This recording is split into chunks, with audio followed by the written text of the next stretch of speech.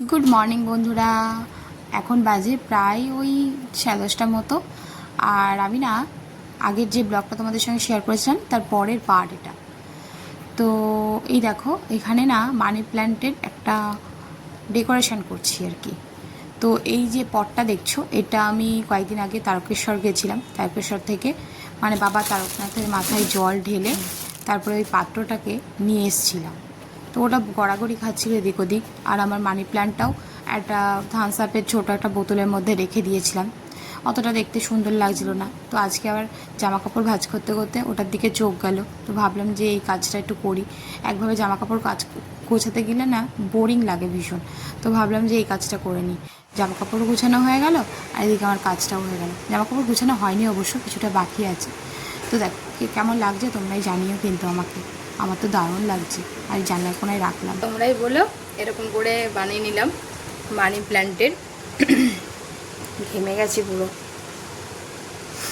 তো এটা পড়েছিল, অনেকদিন ধরে পড়েছিল, তোমাকে তো বললাম।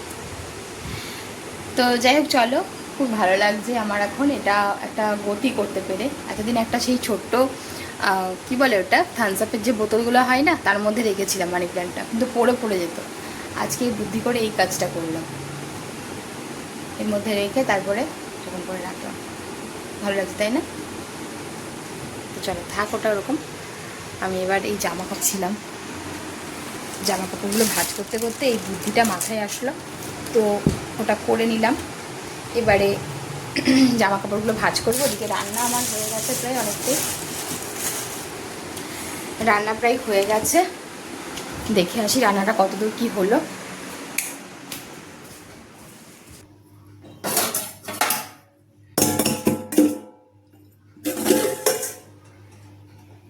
ওয়াও, কি দারুণ কালার হয়েছে।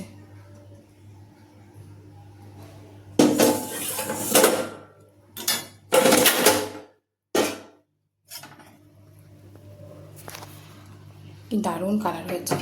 গ্যাসটা অফ করে দিয়ে গেছিলাম, একটুখানি ফোটাবো। একটু গরম মশলা দিয়ে দেবো।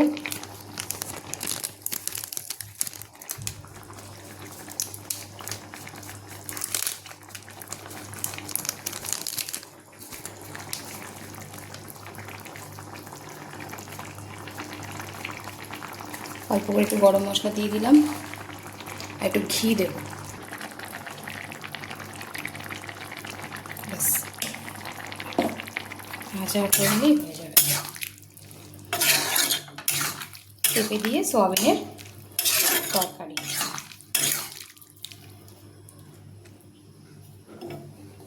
তো আমার রান্না হয়ে গেল, এখানে সোয়াবিনের তরকারি ফুটছে, ফুটে নিলে নামিয়ে নেব। আর তাছাড়া আমার পটল ভাজা করলাম। আর এই আজকের লাঞ্চের রান্না। এবার একটু অ্যাপফ্রেশ খাবো। অ্যাপফ্রেশ টাইম হয়ে গেছে।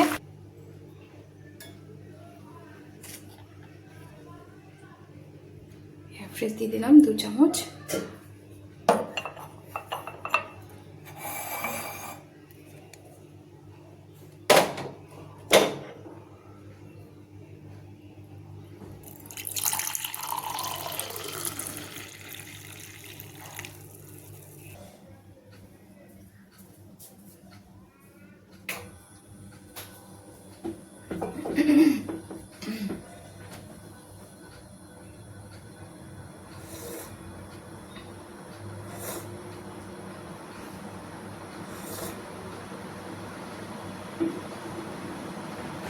এই একটা পেটি আছে, এটার মধ্যে আমার জামা কাপড়গুলো সব রাখবো। আর নেহারগুলো ভাবছি আর এক জায়গায় রাখবো, যেগুলো বাড়িতে পরা জামা কাপড়গুলো না এর মধ্যে রাখবো। আসলে আলমারি না থাকলে যেটা হয় আর কি। তো আগের ব্লগে তো তোমাদেরকে অনেক কিছুই বলেছি, কি করবো, যার কিছু নেই তার এর মধ্যে দিয়েই চলতে হবে, কিছু করার নেই, তাই না? তো এই যে অ্যাপফ্রেশটা খাচ্ছি গরম গরম, জামা কাপড়গুলো ভাঁজ করে মধ্যে রাখি। আসলে কি বলতো, নেহার আর আমার জামা কাপড় না সবই এক। কেন কি, নেহার আমার একই জামা কাপড় মানে হয়ে যায় আর কি, ঠিক আছে? তো অনেক সময় কি হয়, বাড়িতে যখন থাকে তখন হয়তো আমার জামা আমার হয়তো কোনো টপ বা প্যান্ট এগুলো পরে ফেললো, আমি আর কিছু বলি না, ওকে থাকবো। ওর জন্য এক জায়গায় থাকলেই ঠিক হয়।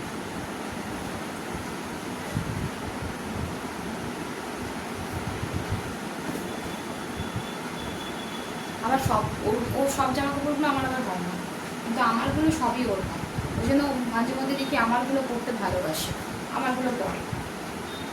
তো ওর জন্য রাখি এভাবেই। বাড়িতে যেগুলো করি সেগুলো ওর মধ্যে রাখি।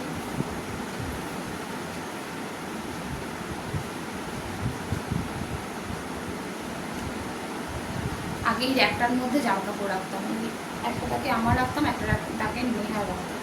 মানে এখন ওর মধ্যে বই খাতা ডায়েরি টায়েরি এগুলো রাখতে হয়, প্রয়োজনীয় জিনিসপত্রগুলো। ওর জন্য ওটা ফাঁকা করে দিয়েছি, ওটা এখন আর ওখানে রাখছি না।